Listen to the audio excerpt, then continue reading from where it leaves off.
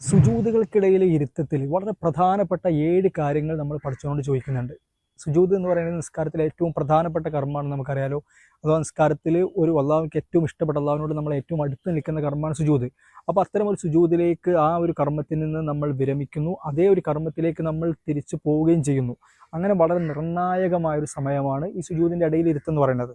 ആ സമയത്ത് നമ്മൾ പടച്ചവനോട് നമ്മൾ 7 കാര്യങ്ങൾ, നമ്മുടെ ദീനിലെയും ദുനിയാവിൻ്റെയും ആഖിറത്തിലെയും വിജയത്തിന് ആവശ്യമായ വളരെ പ്രധാനപ്പെട്ട 7 കാര്യങ്ങൾ നമ്മൾ അള്ളാഹുവിനോട് ചോദിക്കുന്നുണ്ട്. പലപ്പോഴും നമ്മൾ എന്താണ് ഈ ചോദിക്കുന്നതിനെ കുറിച്ചുള്ള അറിവില്ലായ്മ നമുക്കതിൻ്റെ ഒരു ഗൗരവം നഷ്ടപ്പെടാൻ കാരണമാണ്. ഒന്നാമത് നമ്മൾ അള്ളാഹുവിനോട് ചോദിക്കുന്നത് അല്ലാഹുമ്മ അഗ്ഫിർലി എന്നാണ്. അള്ളാഹു എനിക്ക് പൊറുത്തു തരണേ. രണ്ടാമത് നമ്മൾ ചോദിക്കുന്നത് അല്ലാഹുമ്മ റഹംനി, അള്ളാഹു എനിക്ക് നീ കരുണ ചെയ്യണേ. മൂന്നാമത് നമ്മൾ അള്ളാഹുവിനോട് ചോദിക്കുന്നത് വജ്ബുർനി, എൻ്റെ കാര്യങ്ങളൊക്കെ നീ ശരിയാക്കി തരണേ, എനിക്ക് കാര്യങ്ങളെല്ലാം എൻ്റെ കാര്യങ്ങൾ ശരിയാക്കി തരണേ എന്നാണ്. വർഫഅനി, എനിക്ക് നീ പ്രൊമോഷൻ, എനിക്ക് നീ ഉയർച്ച തരണേ.